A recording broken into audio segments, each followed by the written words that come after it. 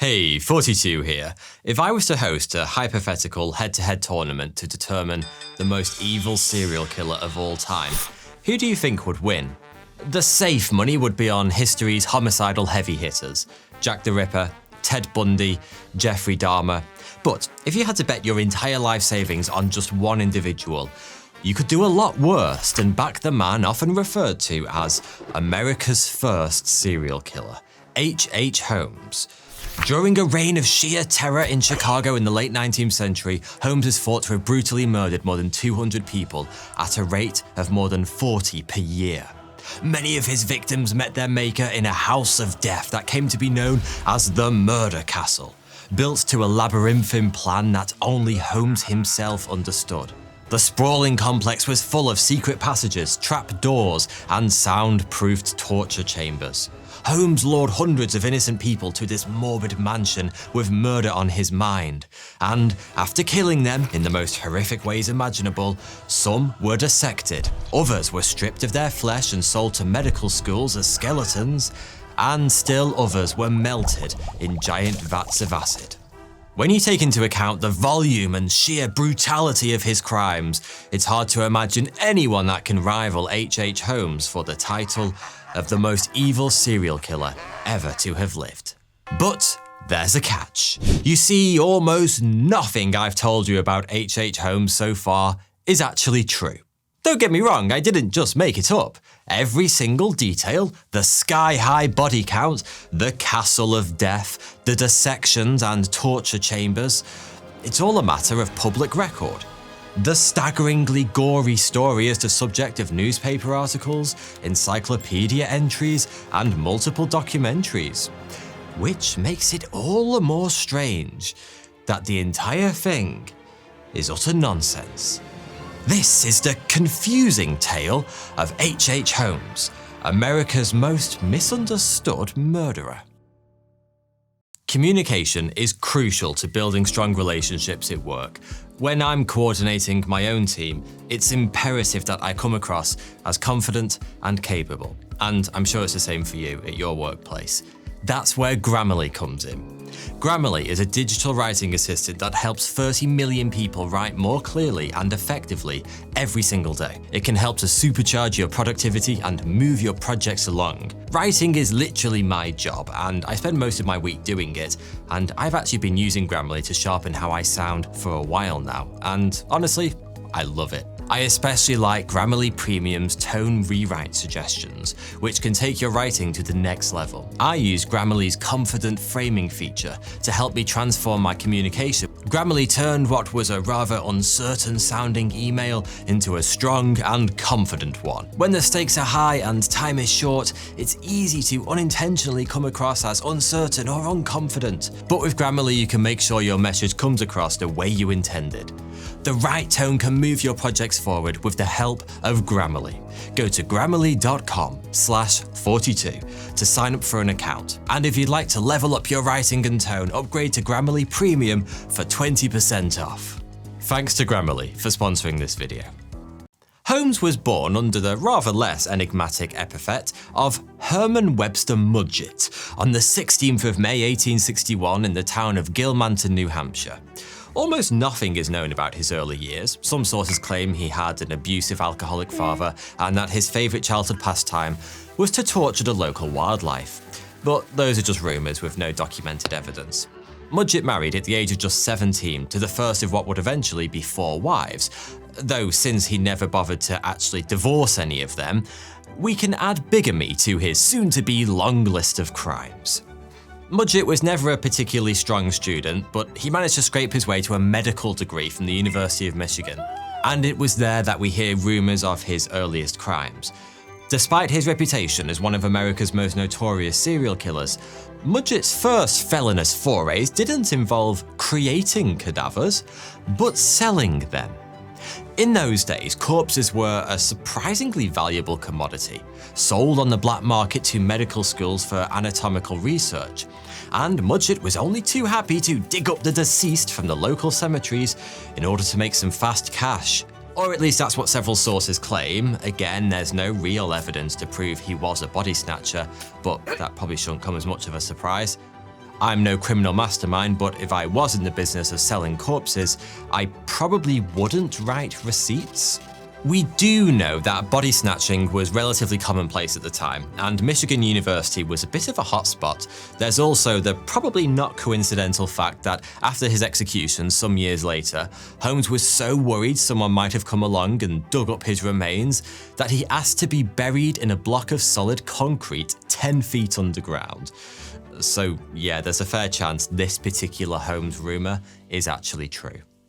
After graduating in 1884, Mudgett worked several odd jobs across America's Northeast, gaining a reputation as a bit of a womanizer and a lot of a con man. 2 years later, he moved to Chicago, where he restyled himself under the now infamous pseudonym of Dr. Henry Howard Holmes, H.H. Holmes to his mates. Most historians agree the name change was designed to stop the various people he'd swindled from tracking him down. But I'm guessing he was also just a bit sick of having a name like a squib from Harry Potter. According to the traditional tale, on arriving in Chicago, he found work at a local pharmacy, where he eventually murdered his boss to seize control of the business. In truth, Mudgett, well, Holmes, bought the drugstore fair and square. Far from being Holmes's victims, the previous owners outlived him by several decades, a fact that's proven by the dates on their headstones, which still survive to this day. Between the pharmacy and a growing list of illegal activities, Holmes was fast becoming a wealthy man. So he did what any of us would do with a bit of spare cash. He bought an empty plot of land and started work on a giant death factory. We've all been there. This grand building you see before you, known today as the Murder Castle, was the result. Now, if you happen to be especially observant, you may have already noticed that this infamous castle looks suspiciously like a fairly standard mixed-use commercial building. And it turns out there's a good reason for that, because that's exactly what it was. There were shops on the ground floor and apartments above. Holmes added a third story in 1892, which he planned to use as a hotel, but it was never finished. In 1893, Chicago played host to a World's Fair, a 6-month bonanza that attracted a staggering 27 million visitors. Probably the most famous element of the commonly told H.H. Holmes story is that he built his murder castle to take advantage of this huge influx of tourists. In the era before people posted 450 social media updates every single minute, tourists were vulnerable. Their friends and relatives often had little idea of exactly where they were at any one time. So, according to the story, Holmes built his murdery mansion as a way of ensnaring large numbers of hard-to-trace World's Fair visitors, preferably young women ripe for murdering. That all sounds fairly logical. Well, if you're a serial killer. But it turns out that Holmes started building this castle several years before the Chicago World's Fair had even been planned. Admittedly, work on the 3rd floor did roughly coincide with the announcement of the fair, but we can be fairly certain he didn't lure any young women there for Netflix and dismemberment, because the hotel was never actually finished. Yes, several people were indeed murdered on the premises. More on that in a minute, but the whole murder castle concept is total nonsense. The original architectural plans for the building don't show any secret passageways, trapdoors, or purpose-built torture chambers, and the building simply wasn't big enough to have enclosed the complex labyrinth later accounts claimed. Almost all these wild stories came from the press after Holmes was finally brought to justice a few years later. It might sound unlikely that journalists could have gotten the details of the case so incredibly wrong, but Holmes's capture happened to coincide with the heyday of what's now known as yellow journalism, a style of reporting where newspapers just made everything up to sell more copies. Why does that sound familiar? But whilst there's no evidence the building was some kind of murder metropolis, it was used as the base of operations for a wide range of less gruesome cons and schemes. To put it simply, if H.H. Holmes believed something could make him money, he was already doing it. During his criminal career, he's known to have forged checks, stolen horses, bought expensive items on credit with no intention of ever paying off the loans, and defrauded a wide variety of insurance firms in multiple ingenious ways. But whilst he wasn't the mass murdering maniac most people think he was, Holmes was still a killer, and a pretty prolific one at that. We know for sure that he murdered 4 people. And there's a good chance there were at least 9 victims. The first is thought to have been Julia Connor, the wife of one of Holmes' employees, Ned. Holmes and Julia started an affair in the early 1890s, and when Ned found out, he quite understandably quit his job and moved away. Not long afterwards, Julia and her daughter Pearl went missing, never to be seen again. We don't know for sure what happened to them, but Holmes later claimed Julia had fallen pregnant and that she died when he attempted to perform an illegal abortion. It's generally assumed he killed Pearl because she knew too much about the circumstances of her mother's death and, therefore, represented a dangerous loose end. Julia's remains were never found, but the body of a girl of about Pearl's age was dug up in Holmes' cellar after his arrest. 5 months after Julia and Pearl went missing, Holmes struck again in incredibly similar circumstances. He started a relationship with one of his employees, Emmeline Sagranda, before she suddenly went missing. Once again, Holmes claimed a botched abortion was to blame. In retrospect, that man probably shouldn't have had a medical license. Yeah. The following year, 2 more women with ties to Holmes disappeared. Minnie and Nanny Williams. As with all the others, the details are sketchy, but it's thought Holmes scammed them out of some property, then murdered them before they had a chance to go to the police. Much like Julia Connor and Emmeline Sagranda, their bodies were never found.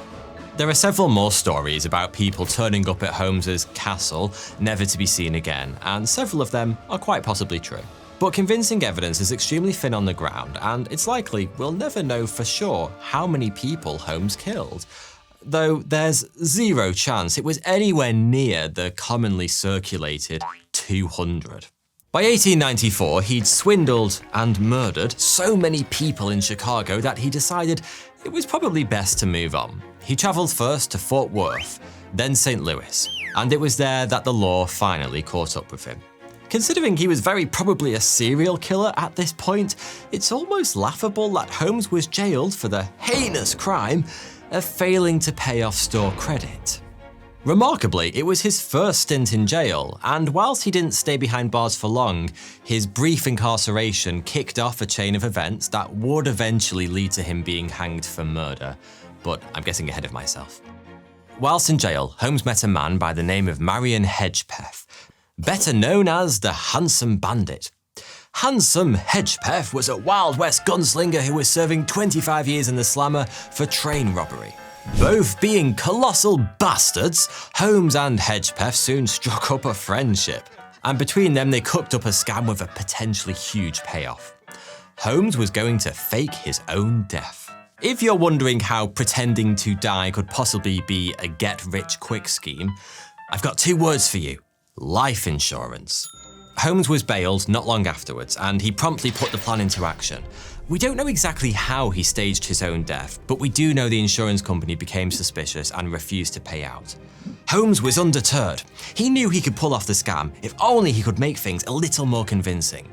But faking your own death isn't like fighting millennia in Elden Ring. You can't just keep trying over and over and over and over and over and over again. And that meant Holmes needed to find someone else who was willing to fake his own death in return for a slice of the life insurance pie.